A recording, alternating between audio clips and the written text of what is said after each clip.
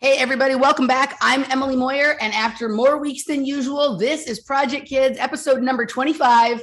Michael Wann is here. He did get he's back in freezing cold Baltimore, but somehow got camera figured out. So here we are. Welcome back, Michael. How you doing? I am doing fantastic. We're working with this the best we can. I'm doing the Zoom on my phone, and so we're gonna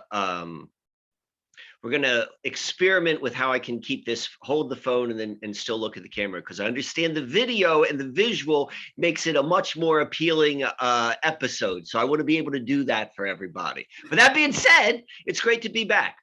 All right, so we've had a couple of Glass Bead Game episodes, but it's been probably like 6 weeks or so since the last Project Kids, which really kicked off the strange season for both you and I. It was really after that episode where we talked about NCPs and MK. I'm not going to say the word because that seems to have been part of what triggered some of the stuff on my end. But that was a really deep episode, and both your life and my life got pretty strange after that. So for the people who just check out the Project Kids videos, this is the first time they're seeing you in your new digs and situation in life. So tell them about where you are and what's going on. All right. So I'm back in the house in Baltimore, and it doesn't have heat. And when the sun's out during the day, it's kind of nice, I've become accustomed to it. And so that feels nice. But today we're overcast and it's a little bit chilly. I was a little bit late getting on our call, so I just got dressed to go outside. This is my room right here. This is where I'm staying. And it's the only really kind of like warm place because I could shut the door and keep the heat in. So now we're out here. I'm gonna give you a little bit of a tour. He has a space heater. He has a space heater. Yes. There we go. So like here is this kind of. Ooh, that's gorgeous. Right? Yeah. So it's a stair stepper. So for those who aren't aware, Michael has moved from where he was living for a long time in Pennsylvania to Baltimore for now, which is actually where his mother, at least initially, comes from. So this place, like I was unaware of this place. A friend of mine or someone who I just met through Susquehanna Alchemy, I did some sessions with him. He was like, "Yeah, I got a place for you to stay, and it's this place in Baltimore." And so we talked about that in the other episodes, and I had some resistance. I mean, this was a month ago. Coming here, wanting to come here, and there's all sorts of stuff. Because it's Baltimore, I've got a history here. Baltimore's kind of like I didn't want to come. And it's turned out to be this absolute diamond in kind of a cesspool. But what makes it such a diamond isn't necessarily the house itself, which is spectacular, besides the fact that it doesn't have heat, is this view here. Oh, wow. And so we're about 150 feet above that ravine. Like you look at that creek, you're like, oh, that's a creek. That's about, I can't tell if I'm getting it in the shot. I think it is. Yep. That's maybe about 40 feet across. Like that's how high up. The scale is misleading. So it's been this really, really, I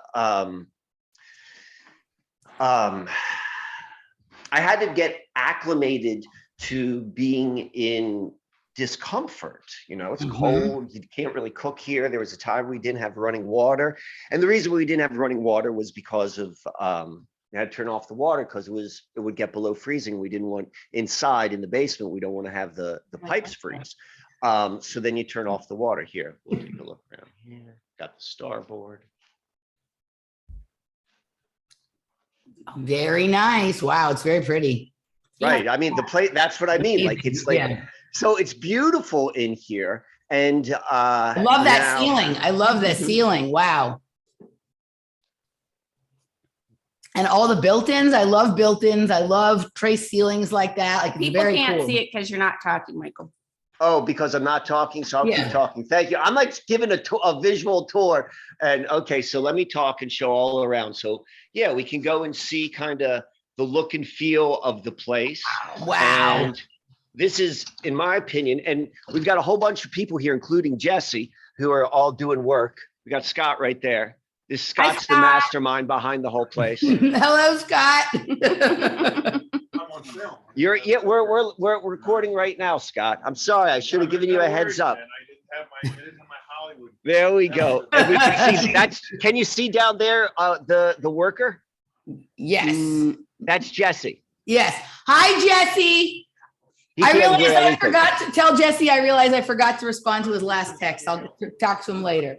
I'll let him know that. And so we Okay. could see, can you see all this decking right here? Yep. Yeah. And so You it's need just to hang out there till spring if you can, Michael. I mean, Well, then it'd be that's really it. nice. So this is the spot, like just sitting right here. Like this spot, which I'm standing on, this lanai is the warmest place during the day. So you just come out here, you get a little bit, you can see I've got like multiple layers on, and you can't hear any of the city. All you can hear is the water below. You can maybe see the white caps. Like it's called Gwen's Falls. So it's got the water has a decent current to it, and so it makes noise, and that's all you hear. You don't hear anything else. And then surrounding this little diamond is just it's Baltimore. It's got a rundown area, but it's absolutely spectacular. And this is literally 1 mile from where my mother grew up. I've never been here before, but I asked her, what was your address when you grew up? And she told me, and I just plotted it on the map software. And it's like, that's 1 mile away from where I am. Like, of all the places to be. Yep. All right. So I got some Baltimore stuff for you today. I actually looked up. So the area that you're in Baltimore is near Gunpowder Falls, right? Correct. Okay. So I looked that up. Okay. So I guess we can kind of start with this. So first of all, it's beautiful there, and that's a beautiful house. Tell Scott that he did a wonderful job. So we have been watching this new document. It's not that new. It's a couple of years old, but I wasn't aware of it until now. I think it's a couple of years old, right? This documentary series on Netflix called The Keepers. Okay. And how I found out about this series is my good friends, Chris and Steve Cremy. Hello, Chris and Steve. I've done a bunch of shows with them on sacred geometry, and they're a really interesting part of sort of my sort of collection of shows that I do, because they really come at things from a much more sort of ancient art and history and archaic perspective, right, than anyone else that I talk to on a regular basis. But they can sort of always match what a lot of us are talking about, maybe from a more pop culture or sort of future tech, or sort of just the way we talk about things. They can match it to some meaning from the ancient world that they're more familiar with, right? And it's always an interesting conversation. So, this is Fred. Fred, this is Mike. Hold on for 1 second. I'm Mike. It's good to meet you. This is the Susquehanna guy. Yeah, I'm recording right now, so I'll let you guys go and do your thing. All right. Okay, how you doing? I'm Mike. Good. Good to meet you, Jim. All right, I'm going up. So keep talking. I'm sorry. Okay. So anyway, so it's always an interesting conversation with them. But one of the things they do to earn their living is they own a book publishing company called Logo Sophia Books. And their recent book that's coming out, like actually right now, it's coming out right now, was written by this woman who is one of the main subjects of this documentary series on Netflix called The Keepers. And her name is Jean, and she's written a book that's just coming out on their label right now.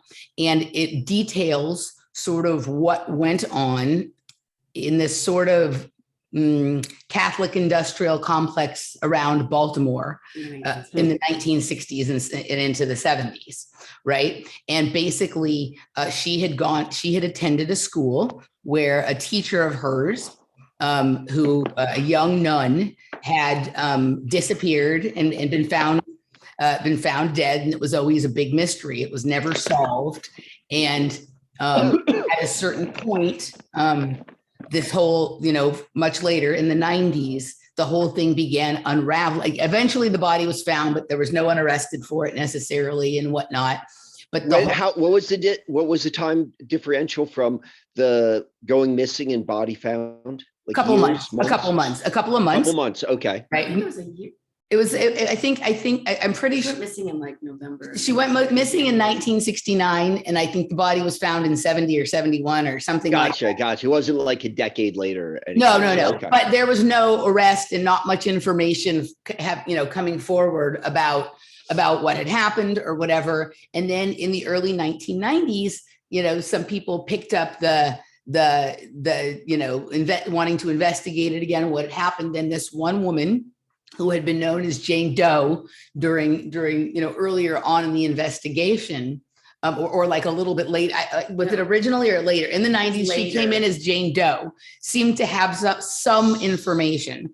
But things began to unravel, and it began to tell a story of a priest that was working at the school and this sort of ongoing pedophilia scandal that seemed to involve not just that school and that priest, but other priests at the school, and then seemed to be wrapped in with the police and the government and other sort of things that we think of as like city or state institutions.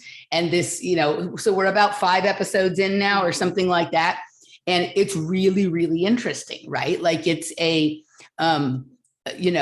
how all these very strange characters that somehow are part of this story, some of these locations and whatnot, but it's all happening in Baltimore and sort of surrounding areas. And, not far from Aberdeen, not far from, where some of the stories you've told me about, things you're aware of, other points that we've covered in previous shows. There's like another person that one of our listeners referred me to, who I talked to one time, who all of her sort of MKE kind of information and experiences are in that area as well. Right. And you're there now. And so I just thought, wow, this is kind of interesting. Like everybody is very well aware of, certain locations as being hotbeds. And we tend to stay fairly focused. Like, I think there's still a lot of people who think of like the MK Ultra stuff, or that even some aspects of the SRA stuff, as somehow different or separate from what goes on in religious communities. And this is showing me that they're really, really wrapped together, right? Mm-hmm. And that there's just all of these different sort of outlets for it. And it's a fascinating series. And I look forward to reading the book as well, and having some conversations with my friends, the Crimeas, about this kind of thing, and seeing ways in which we connected. But it was just making me think, your mom is from there, right? And I know she grew up in a religious community, and we don't hear about this going on in the Jewish religious community, right? And so it's starting to open up questions about that to me. Is it just the same industrial complex with, a different point person for each sort of subculture that exists underneath that umbrella, right? Huh. Yeah. There's Interesting. This is fascinating. This is absolutely, so keep on talking. I'm looking on a map right now to see where I got where she where they found her body, and I'm looking to see exactly where it is, but I'm doing this on my phone as we're also Okay. I'm also talking. So I want to hear you keep talking, because I'm getting a little bit of context as to where this is specifically geographically. I mean, so it has all of the same kind of stuff: psychological torture, possible drugging, very strange instances of, people go, a person, there being like this unsolved murder mystery, like that, affected all of these people. And people being very focused on that, but not quite understanding how that actually ripples into their own life in different ways than just, oh, this was my teacher and she went missing, and how many of these young ladies, and this one so far, at least anyway, just gets into young ladies. We haven't heard anything about young men that could be coming in the story. I don't know. I think it was an all-girls school, sort of, Yeah, it was an all-girls school. Right. Suppressed, memories and whatnot. And this uniformity of experience across what we hear from people in subcultures that we think of as different from each other, but like the experience across it is uniform, right? And the fact that there's this location and they're all like, we're at the point now where they've already made, sort of connections to the fact that this father Maskell, was somehow connected with police and being protected possibly by police or maybe other sort of institutional or government officials aside from just within the church, right? And there being this reluctance, even on the part of like lawyers and things like that, who aren't really connected to necessarily government institutions, to really dig in deep into this in any sort of meaningful way. It's like almost like everything being like the people who were doing the massive amounts of work to try and solve the murder and were citizens, and all of these other stories have come to the light based on their investigation, right? And so it's not that you and I don't already know this, but like to be honest, like so many of us still think of like whatever scandals going on in the church as being separate from the scandal that we know of as the MK kind of stuff, or even slightly different than the SRA, but we recognize that the SRA is somehow overlapped with the MK stuff, but we don't think of that. We think of them as being, sort of separate, even though somewhere in our mind, we know it's different, and you and I have talked about the Amish community, and obviously Fritz Springmeier pulled some of that into the SRA stuff, and you and I have talked about it in terms of the mind control kind of aspect of it. But like, I mean, there's probably, a different flavor going on in each religious community. But, my guess would be that the protocol for some of this and then the protection racket is almost all coming from a larger overarching umbrella corporation, like we're just calling it that, right? We talked about that a few weeks ago in one of the episodes when we were looking at some symbolism and whatnot. And then I had an interesting thing come up in a document that I was reading this morning that was really interesting regarding an overall umbrella corporation that seems like a different topic as well, but who the heck knows at this point. But there seems to be something very, very entrenched there that goes far beyond just what we know about military and regular sort of application of mind control as we think of it in terms of MK Ultra, and branches out into all of these different communities. And everyone's looking at them separately. And it would be really interesting. I think we'd start to see some much more symmetrical geometry of the hierarchy if we looked at it all together. Right. So there are a couple of things I want to, there are two different lines which I want to go and respond. So I'll do the first one. So the location of where this woman's body was found was Lansdowne, Maryland. Okay. Mm-hmm. And if you look at that, and I don't have access to I'll pull the it up. laptop. So, and if you look at that. How do you spell Lansdowne again? LA again. Did you know ever before? I saw it on the map on the show. LANS, Lansdowne. Okay. DOW. That should pull it up. And what you want to do is, I can't remember the name of it. I got it. But there was a research lab which John Lily spent 1 year working. Yes, I remember this from one of our early episodes. Yeah, that's probably about 3 miles away from Lansdowne. Okay. So 3 miles is basically the same place. Like, I don't know where in Lansdowne it is, but it's very, very, very close. Her disappearance of her body was 1969 in November, and they found her in January of 1970. If I recall, John Lily was there probably for 1 year. Maybe it was late 60s, maybe early 70s. So it's the same time frame. I'm not saying like these are necessarily connected, but I think, as you were implying, like on a deeper level, they undoubtedly are, and maybe even on a more maybe they are. But the point I'm trying to get, so go find if you go to the John Lilly Wikipedia page, I'm pretty certain it says where he worked in Baltimore, or what also just notice real quickly what's right over here in the corner, almost off the map, Johns Hopkins Medical Center, right there. right? Exactly. Okay. The center of the medical establishment, the symbol of it, what Johns Hopkins, like we're all in the same sort of place. So at the very least, these two events happen in the same time and place. All of that Lily stuff, which we talked about so many episodes ago, and now we're seeing it circle back from a very different entry point, this being this woman, and it tying into the Catholic industrial complex. And so we see all of that. Okay, so that exists. I'll pause here for a moment if there's anything you want to go to, because I'm going to go down and tie this into something else, which is going to be just fascinating, and it just makes so much sense. But Okay. any thoughts or comments about the Lily proximity and timeline? Well, no, that's interesting because they're talking about drugging as part of this, right? Without any reference as to necessarily, what drugs. I'm looking to see if I can find the spot in Maryland based on the Wikipedia page here. I'm not. Let's see. If you have a Mac, the Control F for find, and just type in Maryland MD and just go through that. I'm pretty certain it's just like one sentence where it says he was at a facility in Maryland or in Baltimore.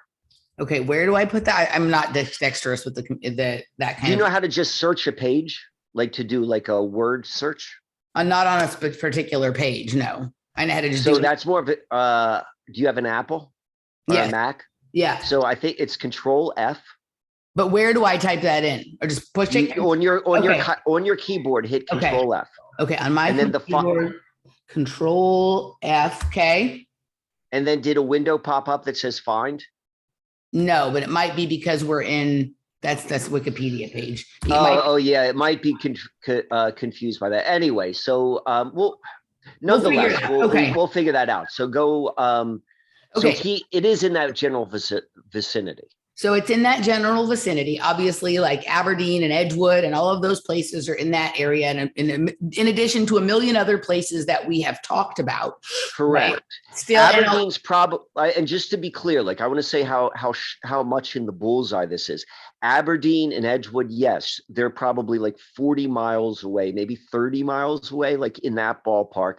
Johns Hopkins is probably 10 miles away, but the Lily Research Facility, which was built on top of the original psychiatric ward, which was founded in like the 1700s, it's all the same space. Yes. That is within 2 miles, 3 miles of where the body was found. Like it's that precise of a location. Okay, I'm having trouble. There's nothing in. I don't see. I think right. It's interesting. Like you might like wiped or something. Let me just look. Let me try this. Let me look up John Lily Research Lab, Maryland. Yeah. Let's try that. That should probably do it. All right. Maryland Psychiatric Research Center, Spring Grove Hospital. Spring Grove. So if you were to go back to your Google Maps, go type in Spring Grove. Okay.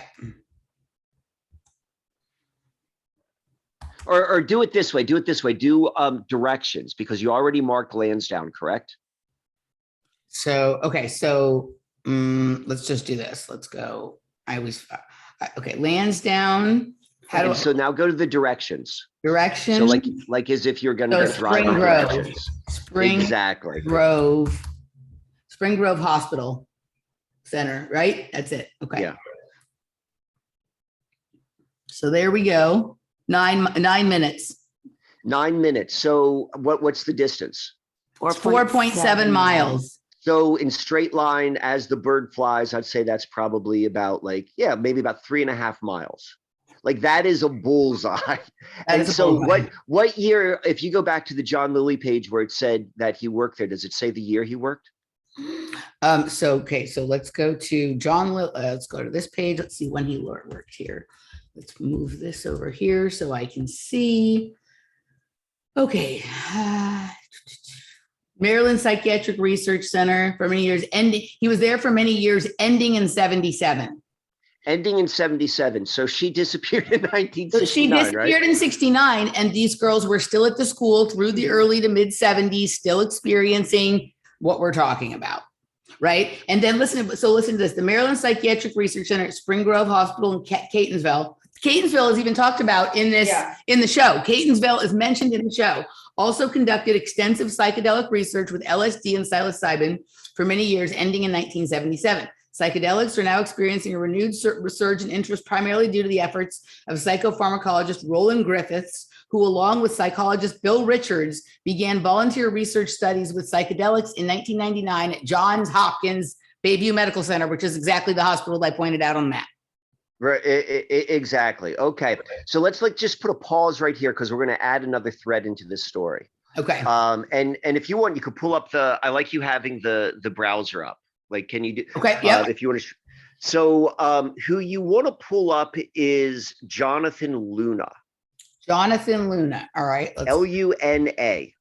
Okay. And maybe wiki. Type wiki after that. Okay. Got it. All right. So pull that up. Okay. So just why don't you read through that or read it through out loud? Like, All see right. what it says. It shouldn't be that loud. I'll tell you when to stop. All right. So Jonathon Paul Luna, October 21st, 1965 to December 4th, 2003, was an American lawyer found dead under mysterious circumstances in Lancaster County while serving as an assistant U.S. attorney in Baltimore. Luna had been stabbed 36 times with his own pocket knife and drowned in a creek next to his car in rural Lancaster County. Investigations have proven inconclusive, and there is a debate on whether Luna's death was murder or suicide. Luna was born October 21st, 1965, and grew up in Patterson Housing Project near Yankee Stadium. His father was Filipino and his mother an African-American from the American South. Luna received his undergraduate degree from Fordham. He later studied at University of North Carolina, so we're hitting all the spots, where his roommate was Reggie Shuford. He worked at Arnold and Porter in Washington, D.C. from 1993 to 94 and the Federal Trade Commission from 94 to 97. Luna served as a prosecutor in Brooklyn through Bureau of New York City before moving to Baltimore to become an assistant U.S. state attorney. Luna married Angela Hopkins, an obstetrician, August 29th, 1993. All right, his death. Okay, yeah, read the death, and then I want to comment once you're done with that. All right. At 11:38 p.m. on the night he died, Luna left the Baltimore courthouse and went northeast on I-95. He used his Easy Pass onto I-95 into Delaware, but not on the New Jersey and Pennsylvania Turnpike. After 3 toll interchanges, he switched to buying toll tickets. At 12:57 a.m., $200 was withdrawn from Luna's bank account from the ATM at the JFK Plaza near Newark, Delaware. At 2:47, he crossed the Delaware. I always love when they use the term "crossing the Delaware" because of the historical significance of that statement. Exactly. They crossed the Delaware River toll bridge to the Pennsylvania Turnpike, and at 3:20 a.m., his debit card was used to buy gas at Sunoco King of Prussia Service Plaza. At 4:04 a.m., his car exited the turnpike at Reading Lancaster interchange. The toll ticket had a spot of blood on it, suggesting he was already injured.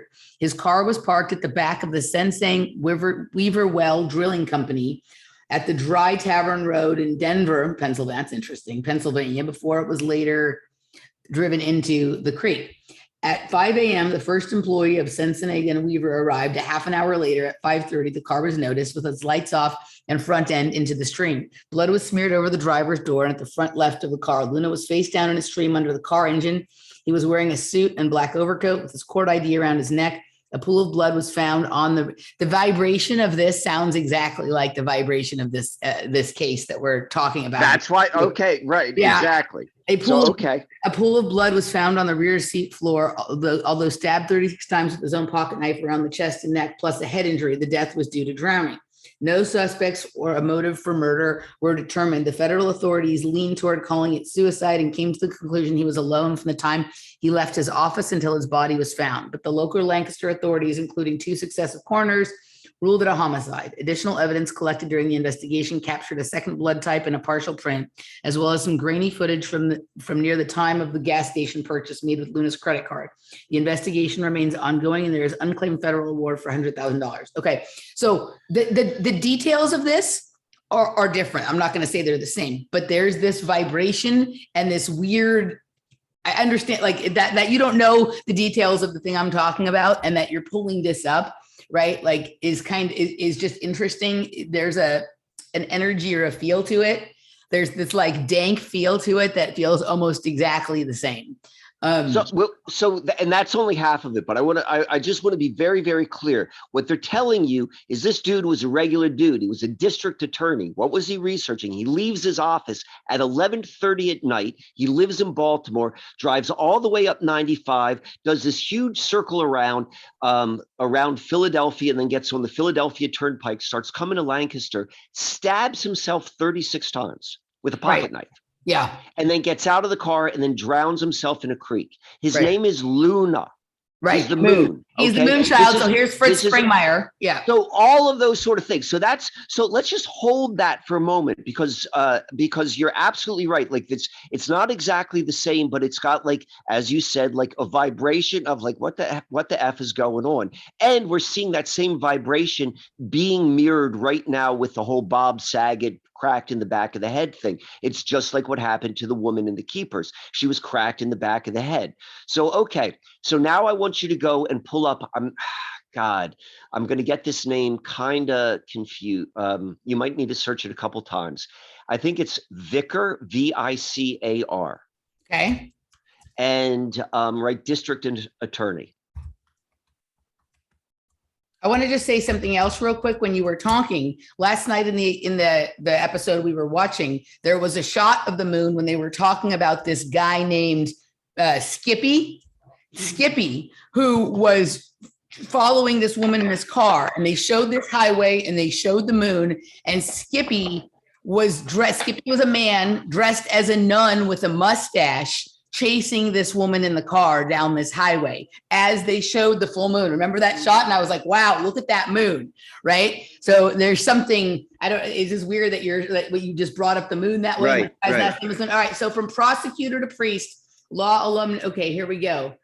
He served as his name is Jason Martin. Let's see. District. Okay, attorney. so I don't think I gave you the right last name. So keep in, is district attorney in the search? Is this Gricar? Ray Gricar? Yes, Ray Gricar. Do you have his wiki? Yep. Okay. All right. Here we go. Ray Gricar was an American lawyer who served as the district attorney of Center County, Pennsylvania from 1985 until 2005. On April 15th, he went missing under mysterious circumstances and has not been heard from since. After he had been missing for over 6 years with no trace of his whereabouts, Center County authorities declared Gricar legally dead July 25th, 2011. Born in Cleveland, Gricar received his jurisdiction. So let's go down to his death. All right, so let's go down to his death. Here, there's disappearance, which is disappearance. At 11:30 on April 15th, Gricar called Fornicola to inform her that he was 11:30 a.m. or p.m. a.m. I guess a.m. Okay. Through the Brush Valley area northeast of Center Hall. Gricar failed to return home, and later that evening, Fornicola reported him missing. The following day, investigators identified Red's Mini Cooper in the parking lot of an antique store in Lewisburg. The car contained his county-issued cell phone, but not his laptop, computer, keys, or wallet. Investigators identified no signs of foul play. Police and family members noted the location of the vehicle adjacent to 2 bridges over the Susquehanna River bore some similarities to the location of the vehicle Gricar's older brother Roy when he committed suicide in 1996. It was interesting. The positioning of cars parked is crucial to this story as well, where the cars were found, the position that they were parked in and whatnot. In the days following the recovery of Gricar's vehicle, authorities searched the river and its banks, but found no sign of him. Police also noted that a sniffer's dog behavior around where Gricar's car was found suggested that he might have gotten into another vehicle with someone else. Pennsylvania authorities asked the FBI to analyze Gricar's bank accounts, credit card records, and cell phone records, but found no clues. On July 30th, fishermen discovered the laptop in the Susquehanna River, a bridge between Lewisburg and Milton. Was there a place called Lewisburg or something? No, maybe not. Maybe I'm mixing something else, but its hard drive was missing. Divers searched the area of the river near where it was found over the next several days, but found nothing else. 2 months later, someone recovered a hard drive on the banks of the Susquehanna River about 100 yards from the location of the laptop, and investigators hypothesized it had come from his computer, but was badly damaged. An analysis by the FBI and the Secret Service and the recovery firm Kroll. That's fascinating that they used Kroll for the right. Kroll on track failed to recover anything from it. I don't believe that. In 2009, Belafonte police revealed that before Gricar's disappearance, someone had used the home computer at the residence he shared with Fornicola to perform internet searches on topics such as how to wreck a hard drive, how to fry a hard drive, and water damage to a notebook computer. In June 2011, the Gricar's daughter, Laura, who was trustee of his estate, petitioned Center County to declare him dead. The county president judge declared him dead in absentia. And the following day, police in Utah arrested on a misdemeanor charge a man resembling Gricar who refused to reveal his identity. This John Doe resembled Gricar in height, weight, lips, and even some wrinkles, and the similarities led to speculation that Gricar had been found. Center County authorities sent copies of Gricar's fingerprints to Utah, but they did not match. Authorities eventually identified the man. And then there's a theories section. I don't know if you want to hear about that. So we're looking for what you haven't touched yet upon is, and I don't know if it's going to be in Wikipedia because a lot of that's new. It's probably been a couple of years since I've looked at that at the entry. So that has changed considerably. See if you could see anything about, you might have to do this search, do that guy's name and Penn State scandal. Okay, so Ray Gricar, let's do this. Ray Gricar and Penn State scandal.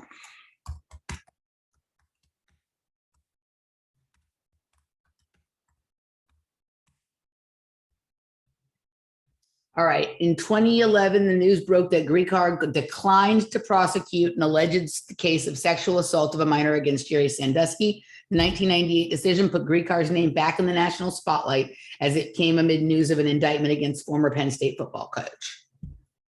All right. Yep. And of course, that's wrapped into the Catholic Church and the priests and all that kind of stuff too. That is no, that's not wrapped in. That is like right. the key, like one of the key nodal points. Okay. Yeah. So all right. So we could take off screen share now. So okay. So the Gricar story is this. This is like what's the general thought about what has happened was he was given evidence of before the Penn State scandal became a nationwide story, like years before that. And he declined to prosecute. And the reason why he declined to prosecute is because he realized how deep this went. And he said, like, if I'm going to go and do this, I better have every effing duck in a row. And so that was that. And then apparently he went too deep, and this is what happened. So now what do we have here? We've got a Baltimore, and I don't remember the year which Gricar died. I think it's a couple years before Luna's death. But we're beginning to see this relationship between district attorneys, mysterious deaths, water, all of this sort of stuff. It is my opinion that the Gricar death has all of the indications of ritualistic murder, particularly if you go and you look at like the ritualistic murder, which goes by like many like stabbings. There are many small stabbings. That's a ritualistic murder that goes back to the Middle Ages and before, if you do your research. The Penn State scandal, which is known as which came through the Second Mile Foundation, that was intimately. It's very easy to see how that corresponds directly to the Pennsylvania Catholic Church pedophilia scandal of around the same time. They're like seemingly different, but they're all the same people, and they all go through the same primary infrastructure within Pennsylvania legal system, the state government, county governments, the Catholic Church, all of that is connected. We're seeing that, and the idea that this is going to be separate from Maryland's Catholic Church and all of that is that's ridiculous to think that would be the case. So now we're beginning to see these similarities of like both location within organizations, with district attorneys, all of this sort of stuff, and these type of murders. So, okay, so that's the backdrop, which I'm seeing, and then how it ties in with Lily, and it ties into the sort of investigation which we're doing. Okay, so this is going to sound super weird, and like I'm not throwing this in to make it like a red herring or an aside, but it's just, sometimes I don't know why I listen to things at the time that I do. Right? Last night, just before I went to bed, a 2-year-old video that Sloan Bella, who's like a psychic channel medium that I listen to sometimes. She's really good, right? It's weird because I like her take on the Elisa Lam was completely the same as my take, having lived in that area and experienced those things. That was when I kind of got into listening to her. Right. So this was a 2-year-old video that she did, basically channeling Nicole Brown Simpson. Right. And she was talking a lot about the aspect of the case that most people aren't really aware of. And that is how Nicole Brown Simpson's chest was cut up with all these small stabbings. Right. That's not here. The throat was slit. We don't hear about the destruction of her chest. Right. And she was talking about how O.J. Simpson had this weird sense of shame around men and breasts, not like the way you normally think of, like men like women with breasts, but this like weird ID thing about men who want to have breasts. And then there's this guy who's part of this case, Skippy, who's dressed up as a female nun, right? When he seems to be involved in some of this kind of right. And then you just brought up this thing with all of these tiny cuts and ritual, whatever. Now, whatever O.J. Simpson's issue is, according to Nicole Brown Simpson, who she was channeling at this point, like all of his problems in life stem back to this strange stuff that happened when he was a small boy relating to like men with breasts or men who want to have breasts or some weird thing like that. Right. And of course, that lends into the Bruce Jenner and all that weird stuff connected to that case off to the side. But this weird, whatever this ritual is that seems to, I don't know what this is, seems to be becoming a thing. So definitely. So from an esoteric perspective, the easiest imagery we want to think about is the Baphomet, right? Right. The man with the breasts. Right. And then we think about it now, like culturally, and we think about how mainstream the trans community has become. Right. 20 years ago, that was off to the side. That's not to say there wasn't a trans community. It just wasn't like part of the collective consciousness, mainstream collective consciousness as it is. And a lot of that is men with breasts. Right. There's men with breasts right there. So we're seeing that kind of in play.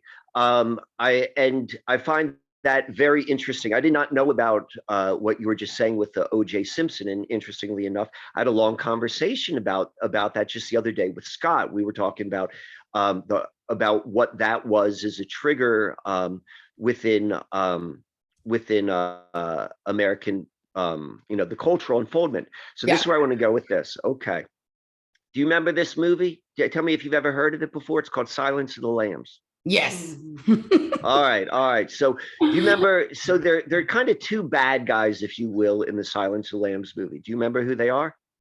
So I only saw it once and it was a long time ago. Oh, I shouldn't be asking you that because you're not the movie person. Laura, can you come in and can you tell us? Yeah, the killer. I don't remember what his name was in that. Buffalo Bill, and then Anthony Hopkins, who was was a different like serial killer from that was already in prison that Jodie Foster's character was going to get information from on how to. You remember why was she going to him for information? Do you remember this? Maybe because of how he had killed his victims. Kinda. Do you remember why? So Jodie Foster was an FBI agent. So she was on that side. She was the heroine in the story. Mm-hmm. And she went, and the FBI wanted to talk to a very, very notorious serial killer, a psychopath. His name was Hannibal Lecter. Yes. Okay, so Hannibal Lecter, why was he so he captured the attention of the fictitious story? It's because this guy was a very, very educated, highbrow, elite psychiatrist. Oh, and so he was cannibalizing his victims too. And he was cannibalizing his victims. Hannibal the cannibal. Do you remember where yes, Hannibal the cannibal. Do you remember where he practiced out of? Do you remember where Jodie Foster went to go meet him? I'm going to say something about John Hopkins, but I could be wrong. It's a fictitious mental hospital in Maryland outside of Baltimore. I don't remember. So it's the Psychiatric Research Institute that. Bingo. Yeah. It's a fictitious thing. We don't need to know. So when we go and we look at this Buffalo Bill, so the reason I'm bringing this up is because now we're connected. Did O.J. Simpson play for the Buffalo Bills? And he did play for the motherfucking Buffalo Bills. So get a load of this. What is the most famous scene in the collective memory of Buffalo Bill? With the, I'm not putting you on the spot. Yeah, you're gonna say it. When he's dancing like a woman, he like tucked his genitals underneath and was like doing this kind of stuff. Like bingo! It wasn't a man with breasts, but it's implying a man with breasts. Now, it is my personal opinion, and I've talked about this before, that movie is actually about B.F. Skinner. Okay. Yeah. Because what did Buffalo Bill do? Skinned his victims. And what was Hannibal Lecter? He was the greatest psychiatrist there was. If you go into B.F. Skinner, like if you look, like there's implications that B.F. Skinner, and I'm saying this like in a way without judgments. I'm going to add that to it. B.F. Skinner was probably a cross-dresser. It sounds like B.F. Skinner could possibly have been split into these two characters. So we're looking at that's how I see it. That has always been my take. So now look at all of this because you're so right. O.J. Simpson, Buffalo Bills. B.F. Skinner's from Scranton, Pennsylvania. Okay. So we go and we look at all of this as like what. B.F. Skinner was born in Susquehanna Depot, Pennsylvania. Did you know that? Correct. Yes. And he was raised in Scranton. And so you ready for this? Like, this is just, okay. So of course, remember, my mother was either, depending on if you listen to her story or my father's story, sharing a room with either Jodie Foster or Jodie Foster's sister when she was pregnant with me and had her ovaries removed, right? My grandfather has that condition where men have breasts. What is it called again? Gynomastica or something. Gynomastica, and he's from Scranton, Pennsylvania. And what did I say before we started recording? I don't remember. Do you remember, Laura? When I said, "Oh, when I hold the camera like this, does it make it look like?" Oh, yes, you make it look like. Yeah. My grandfather had gynomastia, right? And he's from Scranton, Pennsylvania. And my mother is from the same area of Ohio that came up in your, I think, either the Gricar or one of these other people we looked into, right? So there seems to be some strange synchromistic triangular complex between some of these locations, ideas, and people, right? Like it's an interesting sort of projective geometry, another nod to the Crimies there, that this entire thing is sort of creating. So I'm gonna go ahead. You there? Oh, I can't hear you, Michael. We can't see you. Okay, we seem to have lost Michael for a second, so I'm going to push pause until he comes back. Can you hear me? Now you're back. Okay, you're back. Go ahead. All right, I'm going to take it off video because all of a sudden, once we made that connection, we're having amazing connection, and then all of a sudden it's locking up. Yes. Okay, so I'm going to take off video and see if that like just frees up bandwidth or whatever. Okay. So what did we last say? So I had just made this connection on many sort of synchromystic levels of, you know, the Jodie Foster, we had made all these connections around my grandfather, these men with breasts, Jodie Foster, B.F. Skinner being, you know, a sort of,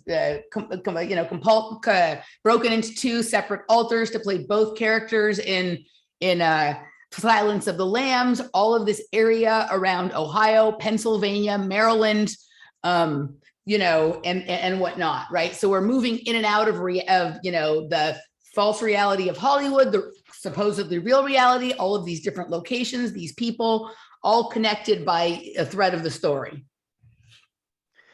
And let me go add one more level, okay? Okay. So, did we talk about this last week? I don't know if we did or not, but the trip which I took over down to Florida, it began here in Baltimore, and this house overlooks a park. And in this park, there is a mansion, which was the guy who kind of owned this land in the early 1850s. This was his mansion, okay? Yeah, we got into that towards the end of the show. Yes. Do you remember what that mansion was called? I don't. I remember it was in like Leaky Park, and we looked at that park. What was the name of the mansion? Crimea. How do you spell it? C-R-I. Oh yeah, Crimea. Yeah, because we're talking about Crimea and the Crimies. Yes. Right. And how Crimea ties into Ukraine. Right. Crimea Mansion in Leakin Park. And we were talking about Leakin Park, that maybe that Lincoln Park was actually code for Leakin Park, which is a different perception of it than I'd had before. So here we are. This is the Crimea Estate. And the people who I do think it's fascinating that the Crimies are who generated this, and it's spelled, Crimi, right? Crimi. Okay, so this is the Crimea mansion. Go ahead. So now we hit that. And by the way, I keep on getting kicked off and coming back in on Zoom. So that's I'm just letting you know that's happened 3 times right now. It's fascinating that I can hear you because it says that your mic is off, but I can hear you. So that's so super weird. And now I can't hear you. It's like I alerted the system to the fact that they're all right. You there? Unmute yourself. It keeps kicking me off like it keeps doing this. So I don't know. We might have to. Well, let's do this. Let's go ahead. Finish your thought here if you can, and then we will and then we'll move to the patrons hour. We can take a little break and reconnect. Okay, and we might need to not do it on Zoom. I might need to do it another way. I don't know if you can record it because. Okay, this is weird. I think once we disconnect and come back in, it might be okay. But this is the mansion that we looked at last week. All right, where are you, Michael? Unmute yourself. Okay, seems like he's having trouble coming. I don't think I can use Zoom. Okay, so let's just do this. Let's just I'm going to push pause. Come out of the Zoom, and in that same Zoom link, there's like a phone way of connecting, like a call-in way of connecting to the Zoom, right? That's there in the same link I gave you. I'm going to hit pause and we'll start up again when you come back in. All right, guys, sorry about that. That took us a while to sort out. Maybe it's just coincidence, but that was a pretty bizarre set of technical difficulties to have at that time. So if you remember where you were, Michael, carry on. No, I don't. No, I don't remember where I was. Laura, do you know? Laura has notes going. Yeah, you've been talking about B.F. Skinner, the Silence of the Lambs stuff. You said you wanted to add one more layer to this. Yeah, Buffalo right. Bill. I remember I don't remember what that is anymore. But so I was just commenting on like seeing how all of these threads really do connect, and then. Oh, this is where I wanted to go. Okay, I'm going to add this one last point. So this goes a little bit back to the Crimea because we were talking about that a moment That's right, ago. the mansion. I'll pull that back up. Okay. And the mansion. And so that's kind of where it began. And we have this kind of phonetic similarity with how this other part of this thread, which was woven in, came from your friends. The Crimeas or the Crimies, CRIMI, Steve and Chris Crimmy. So, yeah. And we mentioned the very beginning, like the beginning of this journey for me was like from Crimea to the villages and then to St. Petersburg. And just like, the strange thing, like while I was there is when this whole sort of Ukraine thing began, popped up, it became, yep. The storyline changed at the exact same time that I was making that trip. But where I want to go with this is we've talked about this quite a few times. We talked about it last time we spoke, and it was the Potemkin village. Right. Yes. And I was going to the village, like that was where I was going. I was going to the villages, which is literally a Potemkin village. And so if you go and you look at where does that term come from? Yep. Laura and I were talking about this the other day. Yeah. So it comes from this Russian guy whose last name was Potemkin, and right. he was trying to woo Catherine the Great. And one of the ways he was trying to woo Catherine the Great was when she came down to Crimea, he like built up this false, along the way these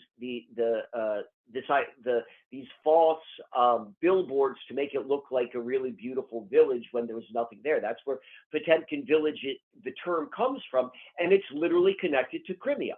Yep. Yeah, no, I mean, it is fascinating. And what's really interesting is when I first looked up Crimea Mansion, it didn't show me the one in Leakin Park. It showed me a mansion in Crimea that had been abandoned by Yanukovych, who was the guy who was sort of deposed, kind of put out during the last uprising there in 2014. Right. And so, wow. Yeah, right. And they actually look kind of similar, like right there. So there's like, it's just, okay, like what, and then they're also showing pictures of Putin's palace, which looks similar to that. So, I mean, it would be interesting to know if somehow Baltimore and Crimea are sister cities, right? We talked about St. Petersburg and St. Petersburg. Eric Peterson informed me the other day that somehow St. Petersburg and Los Angeles are considered sister cities. So it would be really interesting to know if Crimea and if there was a connection between Crimea and Baltimore. More so than the fact that like the mansion here is named for it. It was the guy met his wife, the guy who built the railroads when he returned to Baltimore. He met his wife, and that's where she was from, and that's why they named it such, because it was an ode or a testament to where she came from. You just said ode. Hold on just a second. Okay, listen to this. As Maryland ends sister state partnership with St. Petersburg, Baltimore rekindles ties with Ukraine's Odessa. That's a headline. That's a headline from February 28th, yesterday, 2022.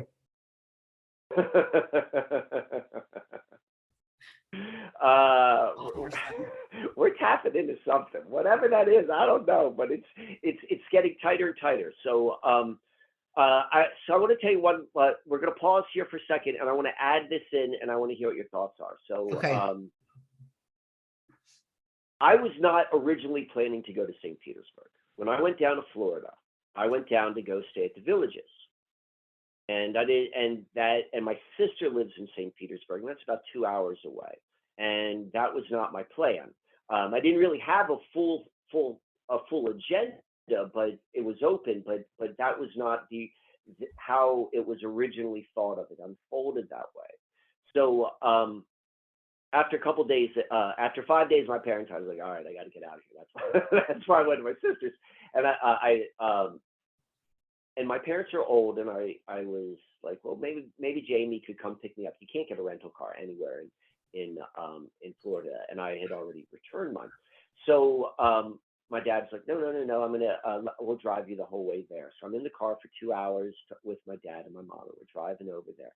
And I've been asking my mom all sorts of questions along the past couple of days that I've been at the house, and I hadn't really hit anything which I would call interesting. But in the car ride over, she just casually mentioned this, like, out of the blue. She was in the back seat, I was in the front seat. She's like, oh yeah, it was strange yesterday. A man came and knocked on the door, and he asked if you could take pictures of the house. Yeah, remember we talked about this. Oh, we did talk about this. Yes. I talked about this stuff with so many people. So okay, so then. So I'm beginning to see how like all of this stuff is connected. When did we record that? I thought that we hadn't spoken since. So I'm getting my timeline. We recorded that right when you arrived at your sister's house. Remember, you were in the backyard. Oh yes, I did that in the backyard. Okay. I apologize. I don't know if you got to see my I titled the episode there "All Potemkin Villages" and made like the cool graphics, and whatnot. But I just want to read you this paragraph from the article that Laura found, and it just listen to all the little connects.